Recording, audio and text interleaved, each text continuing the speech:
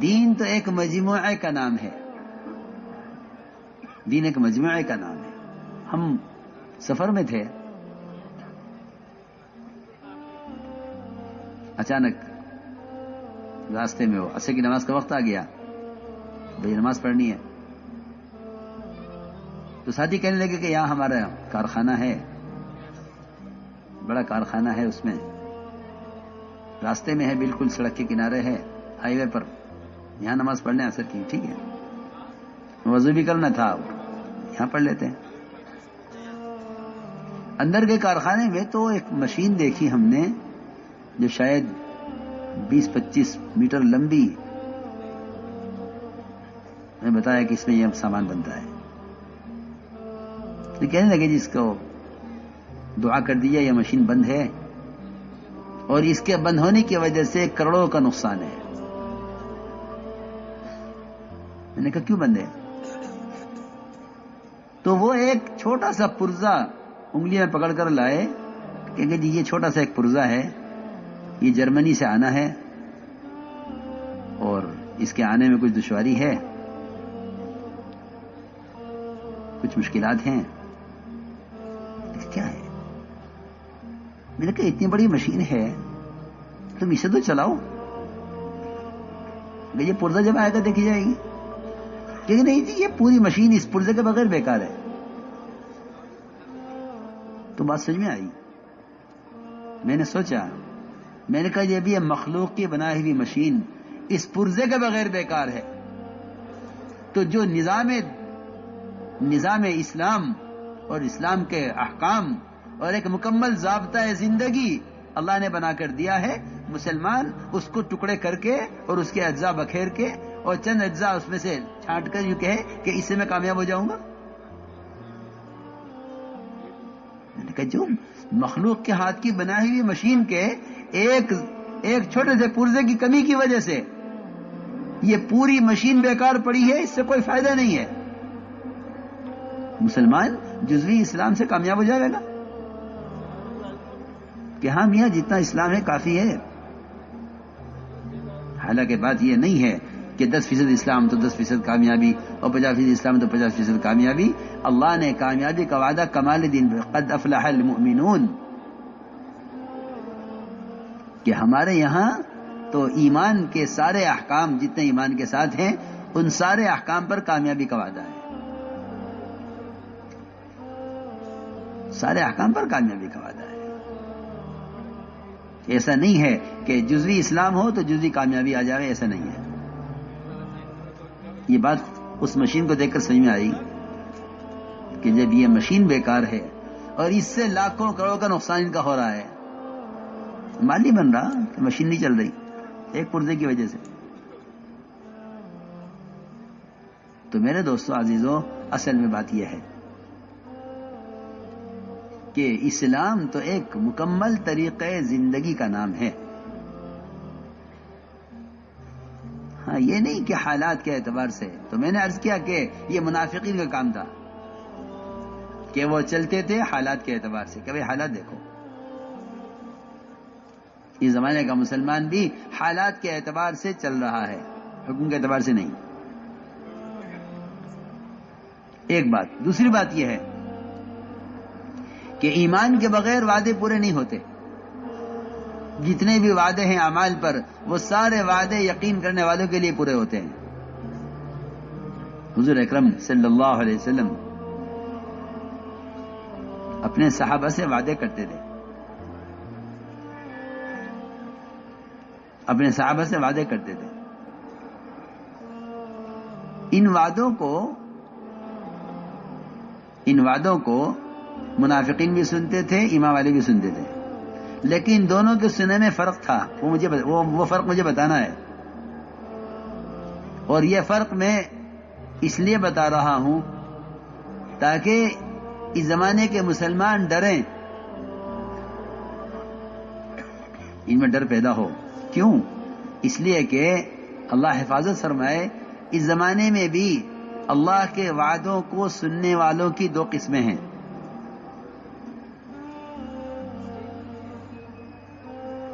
ہماری بات توجہ سننا.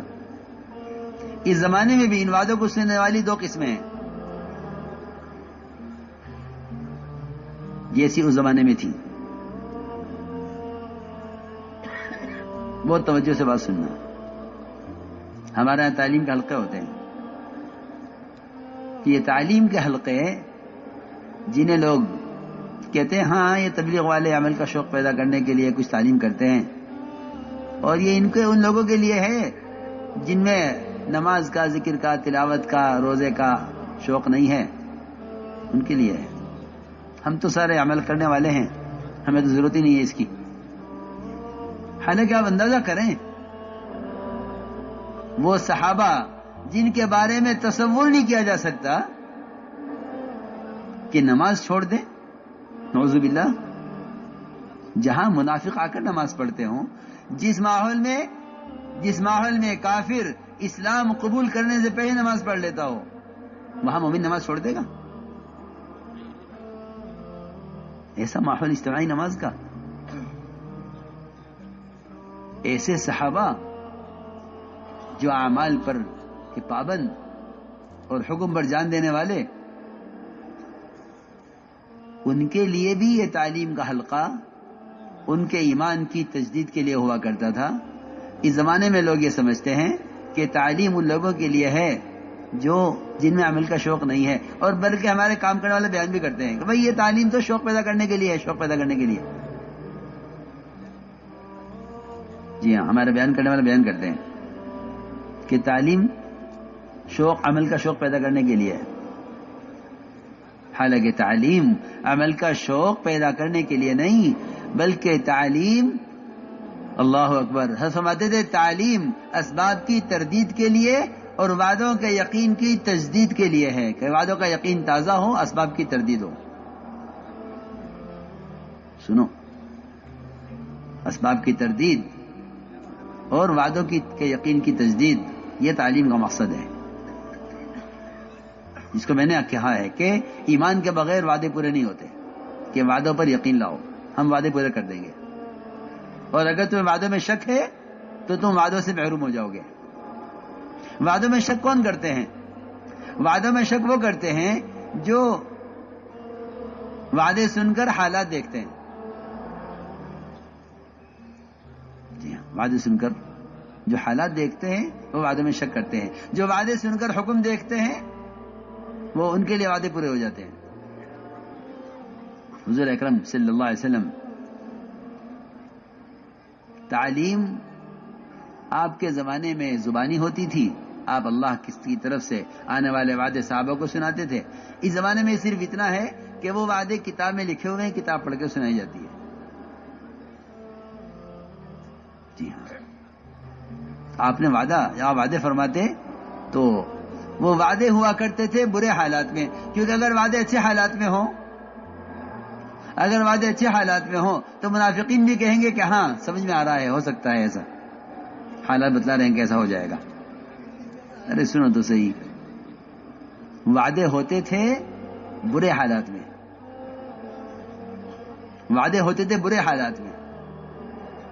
حدیبیہ میں فتح کا وعدہ، فتح کی کوئی چیز نہیں ہے. خندق میں فتح کا وعدہ، خندق میں کوئی چیز فتح کی نہیں ہے. کسرا کے محلات کے فتح ہونے کی خبر دی گئی ہے جب صحابہ سردی میں، بھوک میں، کپڑوں کی قلت میں، صحابہ کی تعداد کی کمی، دشمن زیادہ، خوف زیادہ، اور آپ کسرا کے محلات کے فتح کی خوشخبری سنا رہے ہیں. منافقین نے کہا ما وعدنا اللہ ورسولہ الا غرورا، کہ کچھ بھی نہیں ہوگا، حالات تو دیکھو ان کے. آج کا بھی مسلمان ایسا ہے، آج کا مسلمان بھی ایسا ہے جو کسی ملک کے مال کو اور کسی ملک کی طاقت کو دیکھ کر کہہ دیتا ہے کہ ہاں یہ کامیاب ہیں، اور اپنے کو دیکھ کر کہتا ہے کہ ہم کچھ نہیں کر سکتے. جی ہاں، یہ اس بات کی علامت ہے کہ اللہ کے وعدوں کا یقین دلوں میں کمزور ہو گیا ہے، اور مادی شکلیں ان کا رعب دلوں پر بیٹھ گیا ہے. اس لیے ساری امیدیں ملک و مال سے وابستہ ہیں. چنانچہ حضور اکرم صلی اللہ علیہ وسلم نے وعدے جب بھی کیے برے حالات میں کیے. آپ دیکھیے خندق میں کھانے کو نہیں ہے، لیکن جابر کے یہاں سب کا کھانا، چٹان اڑی ہوئی ہے، خندق کی کھدائی ہو رہی ہے، دشمن کے سے حفاظت کے لیے خندق کھود کر مقابلہ کر رہے ہیں، لیکن آپ فرما رہے ہیں صحابہ سے قیصر کسریٰ کے محلات اور ان کے سفید محلات وہ فتح ہوتے ہوئے دکھلا دیے گئے ہیں۔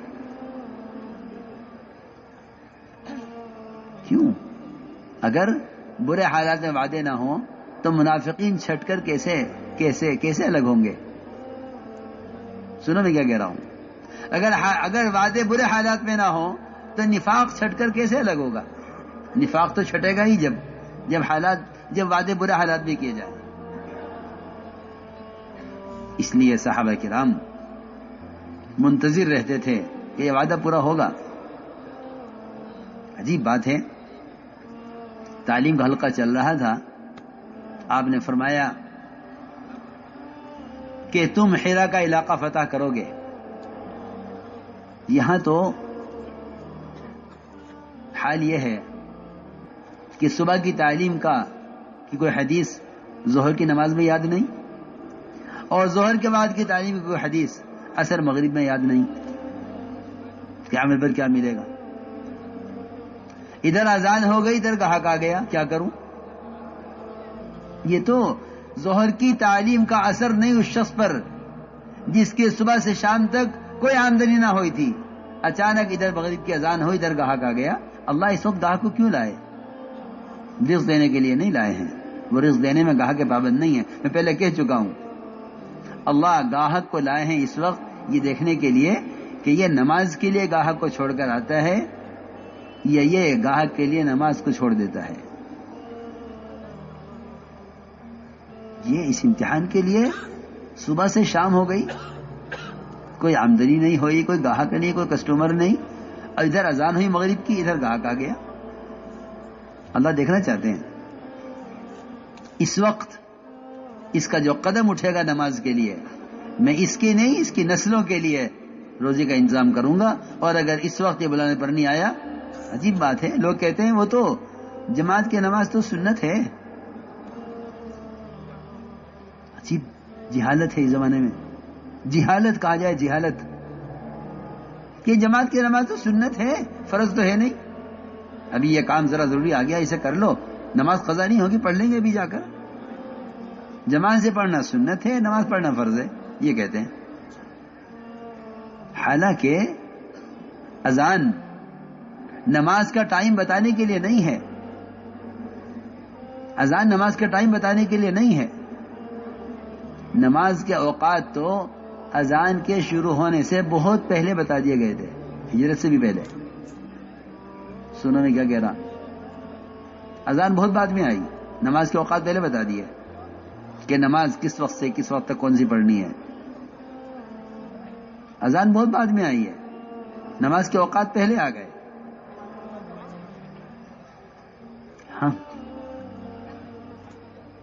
تو اذان اعلان کے لیے نہیں ہے، اذان تو دعوت ہے کہ آپ کو اللہ نے بلایا ہے، سارا نظام چھوڑ کر دنیا کا مسجد میں آ جاؤ۔ حضرت فرماتے تھے حضرت فرماتے تھے 4 مہینے لگایا ہوا ساتھی ہے، اذان مغرب کی ہوئی، ادھر گاہک آ گیا کہ نہیں بھائی نماز کے بعد لے لینا مال، کہ میں نماز کے بعد نہیں آ سکتا، کہ نہیں آ سکتے تو مت آؤ، لیکن نماز چھوڑ کر میں نماز چھوڑ کر تمہارا کام کروں، یہ نہیں ہو سکتا، مجھے رزق اللہ دیتے ہیں، میں نماز چھوڑ کر تمہارا کام نہیں کر سکتا، چلو نماز کے لیے۔ یہ یوں نہ سمجھے کہ میرا ایمان بن گیا ہے کیونکہ میں نے آج صبح سے کوئی گاہک نہ آیا، لیکن اب مغرب کی نماز کو میں نے ترجیح دی ہے جماعت کے ساتھ، اللہ نے بلایا ہے اپنے گھر میں، نماز کے لیے آنا الگ چیز ہے، اللہ کے بلانے پر آنا الگ چیز ہے۔ اللہ نے بلایا ہے، جی دعوت ہے، اذان دعوت ہے، اذان دعوت ہے، اللہ نے بلایا ہے مسجد میں۔ حضرت فرماتے تھے یہ کہے گا کہ میرا یقین بن گیا کہ میں نے نماز کو ترجیح دی ہے اس گاہک پر، اور نماز پڑھنے چلا گیا ہوں گاہک کو چھوڑ کر، فرماتے تھے کہ اللہ کا دستور یہ ہے کہ پہلے چھوٹی شکل کو لائیں گے نماز کے مقابلے میں، اگر اس سے آگے اگر اس میں کامیاب ہو گیا تو اس پر چھوڑیں گے نہیں، بلکہ اس کے مقابلے بڑی شکل لائیں گے نماز کے مقابلے میں، اس سے بڑی شکل لائیں گے۔ یہی تجارت کو چھوڑ کر نماز کے لیے جانے والا جب یہ مسجد کی سیڑھی پر پہنچا، پیچھے سے کسی نے آ کر کہا کہ وزیر اعظم آ گئے ہیں، آپ کو بلا رہے ہیں۔ فرماتے تھے اگر وزیر سے کہہ دے کہ کلمہ پڑھ کر مسجد میں آ جاؤ اور مسجد میں چلا جاوے تو اس نے اللہ کی بادشاہت کو تسلیم کیا ہے، اور اگر نماز چھوڑ کر وزیر سے اگر پوچھتا ہے تو اس نے اللہ کی بادشاہت کا انکار کر دیا ہے۔ سیدھی بات ہے، جی ہاں، معمولی بات ہے۔ جماعت کی نماز کی حکمت یہ تھی کہ تم فجر کی نماز سے لے کر عشاء کی نماز تک 5 مرتبہ اغیار سے، منافقین کے درمیان سے نکل کر بتلاؤ کہ ہم مسلمان ہیں۔ جی ہاں، 5 مرتبہ مسلمان غیروں سے نکل کر تجارت میں، سرمایہ داری میں، حکومت میں، وزارت میں، صدارت میں، عہدوں میں، جس شعبے میں بھی ہے، 5 مرتبہ یہاں سے نکل کر آؤ مسجد میں اپنا امتیاز اور اپنی شان اور اپنی پہچان بتانے کے لیے کہ ہم ایمان والے ہیں، تاکہ محلے میں اللہ کو ماننے والے نہ ماننے والے یہ صبح سے لے کے شام تک 5 مرتبہ الگ ہو کر دکھلائیں۔ جی ہاں، اگر گھر میں پڑھ لو، اگر دفتر میں پڑھ لو نماز، اس سے یہ بات ثابت نہیں ہوگی۔ جو بات مسجد میں آ کر اس ماحول سے نکل کر اپنے آپ کو ظاہر کرو کہ ہم مسلمان ہیں، یہ جو آیت ہے پوری قرآن کی، وَمَنْ أَحْسَنُ قَوْلًا مِّمَّنْ دَعَا إِلَى اللَّهِ وَعَمِلَ صَالِحًا وَقَالَ إِنَّنِي مِنَ الْمُسْلِمِينَ، یہ ایسی تھوڑا ہی ہے کہ دعوت اذان اور اس پر اس کے عمل کی پختگی نماز، اور اس سے اپنے آپ کو مسلمان ثابت کرنا، اور کہے کہ میں مسلمان ہوں۔ جی ہاں، وہ کہے کہ میں مسلمان ہوں۔ آپ کا مسلمان ہونا جب ثابت ہوگا جب آپ اللہ کے بلانے پر اللہ کے گھر آئیں، ورنہ جماعت کے نماز منافقین بھی نہیں چھوڑتے۔